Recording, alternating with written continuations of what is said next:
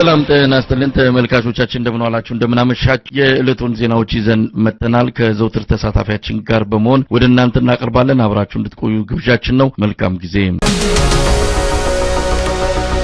የፋኖ ኃይሎች ለተለየ ተልእኮ ሌሊቱን ጀምሮ የደብረ ብርሃን ከተማን መቆጣጠራቸው ተገለጸ ይህ ዜና እስከ ተጠናቀረበት ጊዜ ድረስ ከተማዋ ከአገዛዙ ሰራዊት ቁጥጥር ውጭ ተደርጋ በፋኖ ኃይል እጅ መግባቷ ታውቋል ለተለየ ተልእኮ ጥቃት በመክፈት በአገዛዙ ሰራዊት ላይ ኪሳራ በማድረስ የደብረ ብርሃን ከተማን የተቆጣጠረው የፋኖ ኃይል ከብልጽግና አመራሮች የተወሰኑትን በቁጥጥሩ ስር ማድረጉን የደረሰን መረጃ ያመለክታል ውጊያው እንደተጀመረ አብዛኛው አመራር ወደ አዲስ አበባ መሸሹ የተመለከተ ሲሆን የተያዙና እርምጃ የተወሰደባቸው መኖራቸው ነው የፋኖ አመራር አባል ለአንከር ሚዲያ የገለጹት ተልእኮው እንደተፈጸመ ከተማዋን ለቆ የመውጣት ሁኔታ ሊኖር እንደሚችልም አመራር አባሉ ገልጸዋል አው በእኛ እጅ ነው ያለችው ጥሩ የሆነ እንቅስቃሴ ነው ያለ ጠላት ዙሪያውን የአማራ ፋኖ አንድነት በሸዋን ጥቃት ለማድረስ ሙከራ እያደረገ ባለበት ሰዓት እኛ ሰብረን ደብረ ብርሃን ገብተናል እኔም ያለው ታውን እዛው በቦርኖስና ሰማይ አንጻ አካባቢ ነው ቆንጆ የሆነ እንቅስቃሴ አለ እንዴት ነበር ከተማው ለመያዝ የቻላችሁት ያው የመከላከል እንቅስቃሴ አድርጎ ነበር ነገር ግን በአካባቢ እንቅስቃሴ እያደረገ ያለው የመብረቁ ብርጌድ በደሳለኝ ሲያስብ ሸዋ የሚመራው መብረቁ ብርጌድ አካባቢ ከፍተኛ እንቅስቃሴ እያደረገ ነው ለዛም የተለያዩ ቦታዎች ላይ በስፋት እያስገባ በማህበረሰቡ ላይ ከፍተኛ ጫና ለማሳደርና እንደገና የሥርዓቱን መዋቅር ለመዘርጋት እንቅስቃሴ እያደረገ ያለበት ሁኔታ ነበር ያለ ነገር ግን እንደማይሳካለት ትልቁ ማሳያ የዞን ዋና የከተማ የሆነችው ደብረ ብርሃንን ከሌሊት ጀምረን ተቆጣጣረን እስካሁን ሰዓት ድረስ በእኛ ቁጥጥር ስር ነው ያለች አስፈላጊ ከሆነ ሙሉ በሙሉ ተቆጣጣረን መክረም እንችላለን ነገር ግን አካባቢው ወይም በከተማው ማህበረሰብ ላይ የሚያመጣው አሉታዊ ተጽዕኖ ስላለ ለከተማው ማህበረሰብ ስንል ለቀን ልንወጣ እንችላለን ነገር ግን ለቀን ወጥተን እዛው በዙሪያውና ውስጥ ላይ ነው የምንሆነው ግን ደግሞ አካባቢው ማህበረሰብ አላስፈላጊ የሆነ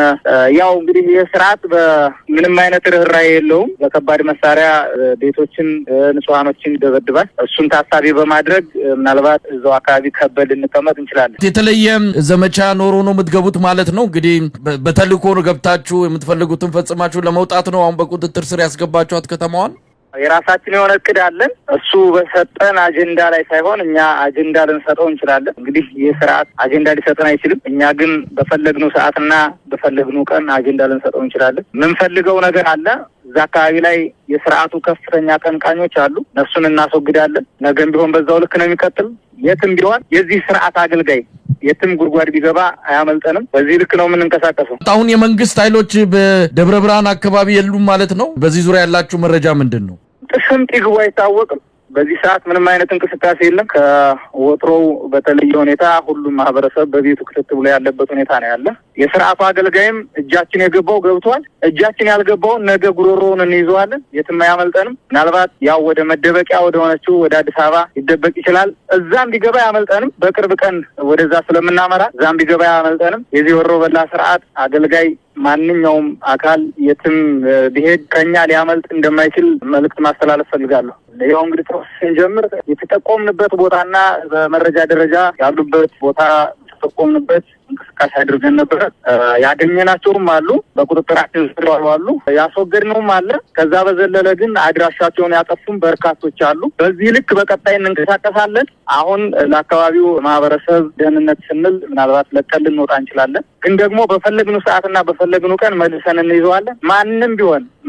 ማንንም ኃይል ከተማ ውስጥ ገብተን ከመቀመጥ ሊያግደን የሚችል አንዳችም ኃይል እንደሌለ በዚሁ መልእክት ማስተላለፍ ፈልጋለሁ ሌሎች አካባቢዎች እዛ ሰሜን ሸዋ ያለው ወታደራዊ እንቅስቃሴ ያለ ከዚህ አንፃር ሌሎች የተቆጣጠራችሁት አካባቢም እንዳለ እየሰማው ነው ምናልባት ስለዚህ የሚነግሩኝ ነገር ካለ አሉ እነሱን ደግሞ በቀጣይ መመለስባቸው ይሆናል መሳይ አሁን በተለያዩ ቦታዎች ላይ አውደ ግንባሮች አሉ እነሱን በቀጣይ ድጋሚ መመለስባቸው ይሆናል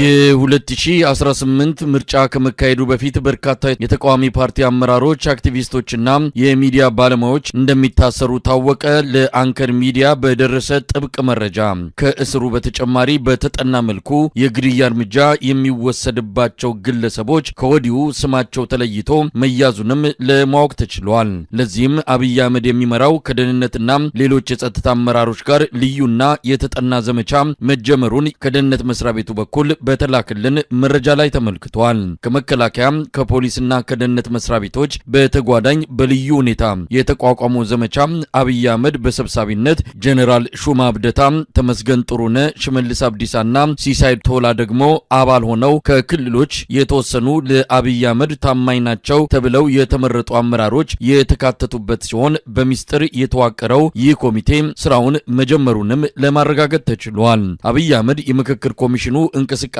ቀጣዩ ሀገር አቀፍ ምርጫ ብልጽግና በቀጣይ 30 ዓመት በኢትዮጵያ ውስጥ ለሚኖረው ወሳኝነት ቁልፍ ሚና እንዲጫወት ተደርጎ እየተሰራ በመሆኑ እንደ መንግስት ተረባርበን ተፈጻሚነቱን እውን ማድረግ ይገባል በማለት ላቋቋመው የዘመቻ ኮሚቴ ማብራሪያና የስራ መመሪያ መስጠቱም ተመልክቷል። በዚሁ በሚስጥር በሚካሄደውና ጠላትን በማንኛውም መንገድ የማስወገድ የሚል ተልዕኮ የተሰጠው ዘመቻ ዝርዝር እቅዶች እንዳሉትም ታውቋል። በጫካ የሚንቀሳቀሱ ተዋጊዎችን በተቃውሞ ስም ሀገር ውስጥ ከሚሰሩ ፓርቲዎችና በውጭ ሀገር ከሚገኙ አመራሮች ጋር በማቀናጀት የብልጽግና መንግስትን በህዝባዊ እምቢተኝነትና በትጥቅ ትግል ሊጥሉ እንደሆነ ደርሰንበታል የሚል ማብራሪያ የሰጠው አብይ አህመድ ጨከን ብለን እርምጃ ካልወሰድን እንደ ፓርቲ እንጠፋለን ሲል አስጠንቅቋል። የመጀመሪያው እርምጃ ከዲያስፖራና ከኤርትራ መንግስት ጋር በግልጽ የሚሆን በሚስጥር ይገናኛሉ ብሎ ብልጽግና የሚጠረጥራቸውን የፖለቲካ ፓርቲዎችና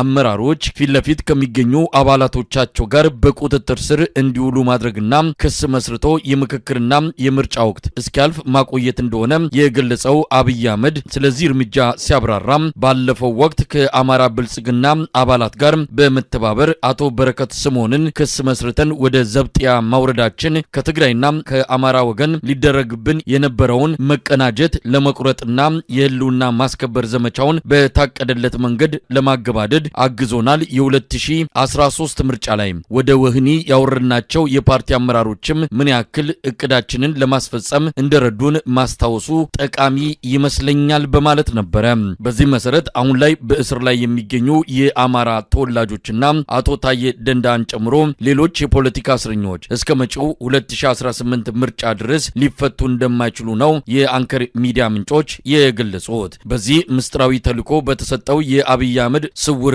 ዘመቻ ሊወሰድ የታቀደው ሌላው እርምጃ የሃይማኖት አባቶች፣ ባለሀብቶች፣ ምሁራን፣ ተጽዕኖ ፈጣሪ ወጣቶችና የጥበብ ሰዎች እንዲሁም ህዝበኝነት የሚያጠቃቸው የብልጽግና አባላት በመዋቅሩ መሰረት እስከ ታችኛው የቀበሌ አስተዳደር ድረስ በማጥናትና በመሰለል እንቅፋት የሆኑትን ሰዎች የሚመለከታቸውን የክስ አይነት መስርቶ ወደ እስር ቤት እንዲወርዱና መዋቅሩን ከውስጥ ጭምር ማጽዳት እንደሚገባ በዝርዝር እቅዱ ላይ ተመላክቷል። ከሀገር ቢወጡ በመንግስት ላይ የመረጃና የፕሮፓጋንዳ ኪሳራ የሚያመጡ የዓለም አቀፍ ተቋማትና ዲፕሎማሲያዊ መድረኮች ላይ ጫና ሊያደርሱ የሚችሉ ዜጎችም እስከ ምርጫው ድረስ ከሀገር እንዳይወጡ ማድረግና በጥብቅ መከታተል የሚስጥራዊው የዘመቻ ኮሚቴ ተልዕኮ መሆኑን በደረሰን መረጃ ላይ ተገልጿል። ከወዲሁ ስራውን የጀመረው ሚስጥራዊ ኮሚቴ በዋናነት 5 የተቃዋሚ የፖለቲካ ድርጅቶች ላይ ትኩረት ያደረገ ሲሆን በቅርቡ አብይ በጠራው መድረክ ላይ ያልተገኙና ረግጠው የወጡ የፖለቲካ